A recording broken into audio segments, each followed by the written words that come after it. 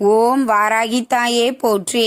அனைவருக்கும் வணக்கம். நான் உங்கள் சாந்தி பேசுறேங்க. இன்றைய பதிவுல நாம என்ன பார்க்க போறோம் அப்படின்னு பார்த்தீங்கன்னா, ஆடி அமாவாசை முன்னோர்கள் வழிபாடு நாம எப்படி செய்யணும், முன்னோர்களுக்கு தர்ப்பணம் எப்படி நாம கொடுக்கணும், படையல் போட்டு எப்படி நாம வழிபாடு செய்யணும், காக்கைக்கு விசேஷமாக இந்த ஒரு உணவை கொடுங்கள் அப்படின்னு சொல்லியிருக்கேன்.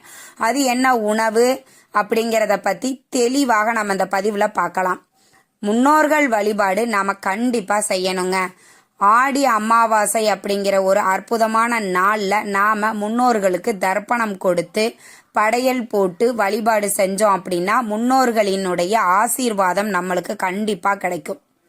முன்னோர்களினுடைய ஆசீர்வாதம் கிடைத்தால்தான் தெய்வத்தினுடைய அருளும் நம்மளுக்கு கிடைக்கும். ஆக நாம முன்னோர்களை நிச்சயம் எல்லாருமே வழிபாடு செய்ய வேண்டும். ஆண்கள் மட்டும்தான் விரதம் இருக்க வேண்டும், அதை ஞாபகத்துல வச்சுக்கோங்க. பெண்கள் விரதம் இருக்க கூடாது. தர்ப்பணம் யார் கொடுக்கறாங்களோ ஆண்கள். இப்போ உங்க வீட்டுல உங்க கணவர் கொடுக்கறாங்க, உங்க பையன் விரதம் இருக்கலாம். ஆனா நீங்களும் உங்க பொண்ணு இருக்கிறாங்க அப்படின்னா அவங்க விரதம் இருக்க தேவை கிடையாது. சரி, ஆடி அமாவாசை 2 நாள் வருது. முதல்ல ஆடி அமாவாசை திதி எப்ப ஆரம்பிக்குது, என்னைக்கு நாம தர்ப்பணம் கொடுக்கணும் அப்படிங்கிறத பார்த்திடலாம். இன்று 3/8/2024 மாலை 4:56 நம்மளுக்கு அமாவாசை திதி அப்படிங்கிறது ஆரம்பிக்குது. நாளை ஞாயிற்றுக்கிழமை 5:32 நிறைவடைகிறது. நாம என்னைக்கு தர்ப்பணம் கொடுக்கணும் அப்படின்னு பார்த்தீங்கன்னா, ஞாயிற்றுக்கிழமை காலையில நம்ம தர்ப்பணம் கொடுக்கணும். பொதுவாக தர்ப்பணம் கொடுக்கறவங்களுக்கு தெரியும், சூரிய அஸ்தமனத்துல தர்ப்பணம் கொடுக்க கூடாது. அதனால சூரியன் வந்ததுக்கு அப்புறம் தான் நம்ம தர்ப்பணம் கொடுக்கணும். சில பேர் நாங்க பிரம்ம முகூர்த்த நேரத்துல தர்ப்பணம் கொடுக்கலாமா அப்படின்னு, அப்படி கிடையாது. சூரிய பகவானை முன் வச்சுதான் நம்ம இந்த முன்னோர்கள் வழிபாடே செய்யறோம். அவங்களுடைய ஆசீர்வாதத்தை சூரிய பகவான் தான் நம்ம கிட்ட கொண்டு சேர்ப்பார். அதனாலதான் சூரியனை தர்ப்பணம் கொடுக்கும் போது நாம தர்ப்பணம் கொடுத்து முடிச்சிட்டு சூரிய வழிபாடுகள் செய்வோம். அதுவும் நம்மளுக்கு ஞாயிற்றுக்கிழமையோடு வரக்கூடிய இந்த ஆடி அமாவாசை அப்படிங்கிறது மிக மிக விசேஷமானது. ஏங்க ஞாயிற்றுக்கிழமை அப்படிங்கறதுனால சொல்றீங்களா அப்படின்னா கிடையாதுங்க. ஞாயிற்றுக்கிழமை சூரிய பகவானுக்கு உகந்த ஒரு நாள். நாம இந்த முன்னோர் வழிபாடு ஆதித்தனரை முன் சாட்சியாக வைத்துதான் இந்த வழிபாட்டை செய்வோம். ஆக ரொம்ப விசேஷமாக ஞாயிற்றுக்கிழமையோடு இந்த ஆடி அமாவாசை வருவது மிக மிக சிறப்பு. காலையில நீங்க 6:30 மணில இருந்து 12 மணி வரைக்கும் இருக்கக்கூடிய நேரத்துல நீங்க தர்ப்பணம் கொடுக்கலாம். அதற்கு மேல கொடுக்க கூடாது. மதியம் நீங்க 1 மணில இருந்து 3 மணி வரைக்கும் படையல் போட்டு நீங்க வழிபாடு செய்யலாம். உங்க முன்னோர்கள் எத்தனை பேர் இருக்கிறாங்களோ அவங்களுடைய படத்தை முன்னாடி வச்சுக்கோங்க. வச்சுட்டு அவங்களுக்கு சில பேர் வேட்டி, துண்டு, சேலை இதெல்லாம் வாங்கி வச்சு படையல் போட்டு அவங்களுக்கு பிடிச்ச பலகாரங்கள், அவங்களுக்கு பிடிச்ச சாப்பாடெல்லாம் படையலா போட்டு காக்கைக்கு சாப்பாடு வச்சுட்டு அதற்கப்புறம் அவங்க முன்னோர் வழிபாடு செஞ்சு முடிச்சதுக்கு அப்புறமா அவங்க உணவருந்துவாங்க. உங்களுக்கு துணி வச்சு வழிபாடு செய்யற பழக்கம் இல்லை அப்படின்னா அவங்களுக்கு பிடிச்ச உணவுகளை சமைத்து வைத்து படையல் போட்டு ஒரு விளக்கு ஒன்று அவங்க முன்னாடி ஏத்திட்டு நீங்க தாராளமாக இந்த முன்னோர் வழிபாட்டை நிறைவு செய்து கொள்ளலாம்.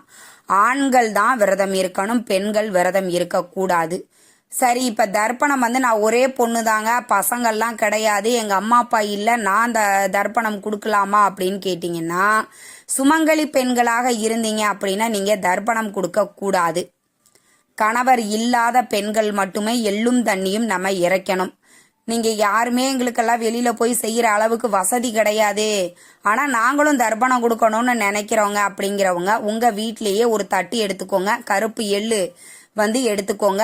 உங்களுடைய ஆள்காட்டி விரலுக்கும் கட்டை விரலுக்கும் நடுவுல தண்ணி ஊத்தி அந்த எள்ளும் தண்ணியும் இறைச்சிட்டு அந்த தண்ணியை கால்படாத இடத்துல ஊத்திட்டு மதியம் அவங்களுக்கு பிடிச்ச உணவுகளை எல்லாம் படைத்து அவங்க போட்டோவை வச்சு முன்னாடி ஒரு தீபம் ஏத்தி வச்சுட்டு இந்த படையல் போட்டு நீங்க முன்னோர் வழிபாடு வீட்டுல எளிமையா இப்படியும் செய்யலாம். இல்ல நீங்க கோவில்ல போய் நாங்க பெருசா செய்யறோங்க அப்படின்னா ஆற்றங்கரை ஓரம் இருக்கக்கூடிய கோவில்கள்ல தர்ப்பணம் கொடுப்பது ரொம்ப சிறந்தது. கடல் சார்ந்த பக்கம் நீங்க தர்ப்பணம் கொடுக்கறீங்கனாலும் மிக மிக சிறப்பு வாய்ந்தது. இதுல உங்களுக்கு எது வாய்ப்பு இருக்குதோ அதுல அந்த கோவிலுக்கு போய் நீங்க தர்ப்பணம் கொடுங்க. தர்ப்பணம் கொடுத்துட்டு யாராவது 2 பேருக்கு நிச்சயம் அன்னதானம் செய்ய வேண்டும். கண்டிப்பாக ஆடி அமாவாசை அன்று அன்னதானம் செய்வது ரொம்ப ரொம்ப சிறப்பு வாய்ந்தது. ஏன் அப்படின்னு கேட்டிங்கன்னா, யாராவது 2 பேருக்கு நீங்கள் உணவு வாங்கி கொடுக்கும்போது உங்களுடைய அம்மா அப்பா தாத்தா பாட்டி அவர்கள் ரூபத்தில் வந்து சாப்பிட்டுட்டு நம்மளுக்கு ஆசீர்வாதம் பண்ணுவதாக ஐதீகம். அதனால் கட்டாயம் ஆடி அமாவாசை அன்று அன்னதானம் செய்வது ரொம்ப முக்கியம். சரிங்க, பெண்கள் வந்து நாங்கள் எள்ளும் தண்ணியும் இறைக்கக்கூடாதுன்னு சொல்லிட்டீங்க. ஆனால் எங்கள் அப்பா அம்மாவுக்கு நான் வந்து அவங்கள வழிபாட செய்யணும் அப்படின்னு நினைக்கிறேன் அப்படிங்கிறவங்க மதியம் நீங்கள் அவங்க ஃபோட்டோ இருந்ததுன்னா நீங்கள் அதற்கு மஞ்சள் குங்குமம் வச்சுட்டு ஒரு தீபம் ஏற்றிட்டு அவங்களுக்கு பிடித்த உணவுகளை படைத்து படையல் போட்டு நீங்கள் இந்த வழிபாட்டை தாராளமாக செய்யலாம். ரொம்ப ரொம்ப விசேஷமானது. இதில் நீங்கள் மறந்தவங்க, இப்போ வந்து அவங்க வந்து இறந்து ரொம்ப வருஷம் ஆயிடுச்சு, நாங்கள் திதியே கொடுக்கல அப்படிங்கிறவங்க கூட இந்த ஆடி அமாவாசை அன்று நீங்கள் திதி கொடுப்பது அப்படிங்கிறது ரொம்ப விசேஷம். இந்த ஆடி அமாவாசை நாளை ஞாயிற்றுக்கிழமை தான் தர்ப்பணம் கொடுக்கணும். அதனால் அதையும் நீங்கள் ஞாபகத்தில் வச்சுக்கோங்க. சனிக்கிழமை மாலை நேரத்தில் தான் நம்மளுக்கு அமாவாசை அப்படிங்கிறதே துவங்குகிறது இல்லைங்களா? அப்போது நம்ம அந்த அமாவாசையில் வந்து நம்ம தர்ப்பணம் கொடுக்கணும் அப்படின்னா சூரிய உதயத்தின் போது தான் நம்ம தர்ப்பணம் கொடுக்கணும்.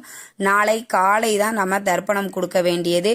நான் எளிமையாக வீட்டில் எப்படி நாம் முன்னோர்கள் வழிபாடு செய்யலாம், எள்ளும் தண்ணியும் எப்படி இறைக்கலாங்கிறதையும் சொல்லிட்டேன். கோவிலில் போய் நீங்கள் செய்கிறீங்க அப்படின்னாலும் தாராளமாக செய்யலாம். சரிங்க, இப்படி செய்கிறதுனால நம்மளுக்கு என்ன பலன் கிடைக்கும் அப்படின்னு பார்த்தீங்கன்னா, பித்ரு தோஷம் பித்ரு சாபமெல்லாம் இருக்குது அப்படின்னு சொல்லுவாங்க இல்லைங்களா, அது எல்லாமே நீங்கும். அதனால தான் முன்னோர்களை நாம் வழிபாடு செய்யணும் அப்படின்னு சொல்கிறோம். முன்னோர்கள் வழிபாடும் குலதெய்வ வழிபாடும் யார் ஒருவர் கரெக்டாக செய்கிறாங்களோ அவங்க வாழ்க்கையில் தடைகளே இருக்காது. எந்த வயசில் என்ன நடக்கணுமோ அது கரெக்டாக நடந்துடும். 24 வயசில் கல்யாணம் ஆகணுமா, கரெக்டாக ஆயிரும். 26 வயசில் குழந்தை பிறக்கணுமா, கரெக்டாக பிறந்துடும். அதெல்லாம் பார்த்தீங்கன்னா தடை இல்லாமல் சுபகாரியங்கள் நம்ம வீட்டில் நடக்கணும் அப்படின்னா முன்னோர்கள் வழிபாடு ரொம்ப முக்கியம். நாங்கள் இது வரைக்கும் திதியே கொடுத்ததில்லை அப்படிங்கிறவங்க கூட இந்த நாளில் நீங்கள் உங்களுடைய முன்னோர்களை நினைத்து எள்ளும் தண்ணியும் இறைத்து தர்ப்பணம் கொடுத்து மதியம் படையலிட்டு அவங்கள வழிபாடு செஞ்சு பாருங்க. குடும்பம் உங்களுக்கு முன்னேற ஆரம்பித்து விடும். முன்னோர்கள் சாபம் இருந்தா தெய்வம் கூட நம்மளுக்கு வந்து உதவாது அப்படின்னு சொல்லுவாங்க. அதனால முன்னோரை நம்ம எந்த அளவுக்கு நம்ம வழிபாடு செய்கிறோமோ அந்த அளவுக்கு நம்ம குடும்பம் வந்து முன்னேறும். எனக்கு ரொம்ப கெடுதல் தான் செஞ்சுருக்கிறாங்க, அவங்களையெல்லாம் அப்பா அம்மானே சொல்லவே முடியாது, நானும் அவங்கள வந்து கும்பிட முடியாது, வழிபாடு செய்ய முடியாது அப்படின்லாம் நீங்கள் நினைக்கக்கூடாது. அவர்களுடைய குணம் அப்படின்னு நினச்சிக்கோங்க. நீங்கள் நம்மளுடைய கடமை, உயிரோடு இருக்கும்போது அப்பா அம்மாவுக்கு உணவு அளிப்பது எவ்வளவு பெரிய கடமையோ அதே மாதிரி அவர்கள் இறந்த பின்பும் அவர்களுக்கு தர்ப்பணம் கொடுத்து படையல் போட்டு வழிபாடு செய்வதும் ரொம்ப விசேஷமானது. அதனால இந்த ஆடி அமாவாசையை எல்லாருமே பயன்படுத்தி கொள்ளுங்க. சண்டே அப்படிங்கிறனால ஆல்மோஸ்ட் எல்லாருமே நம்ம வீட்டில் தான் இருப்போம் இல்லைங்களா? அப்ப இன்னுமே நம்மளுக்கு எல்லாரும் சேர்ந்து பண்றதற்கு உதவியாக இருக்கும். அதே மாதிரி நீங்க காக்கைக்கு சாப்பாடு வைக்கும் போது வாழைக்காய் பொரியல் செய்து காக்கைக்கு வைப்பது அப்படிங்கிறது ரொம்ப ரொம்ப சிறப்பு வாய்ந்தது. அதையும் நீங்க ஞாபகத்துல வச்சுக்கோங்க. காக்காய்க்கு சாதம் வச்சுட்டு தான் நீங்க அதற்கப்புறம் சாப்பிட ஆரம்பிக்கணும். இப்படி நாளை ஆடி அமாவாசை அன்று தர்ப்பணம் கொடுத்து முன்னோர்களினுடைய ஆசீர்வாதத்தை பரிபூரணமாக பெறுங்கள். இந்த தகவல் உங்களுக்கு ரொம்பவுமே பயனுள்ளதாக இருந்திருக்கும்னு நினைக்கிறேங்க. வீடியோ பிடிச்சிருந்தா லைக் பண்ணுங்க, ஷேர் பண்ணுங்க, கமெண்ட் பண்ணுங்க. இந்த பதிவை உங்களுடைய உற்றார் உறவினர்கள் நண்பர்களுக்கும் ஷேர் பண்ணுங்க. அவங்களும் பார்த்து பயன்பெறட்டும். நன்றி, வணக்கம்.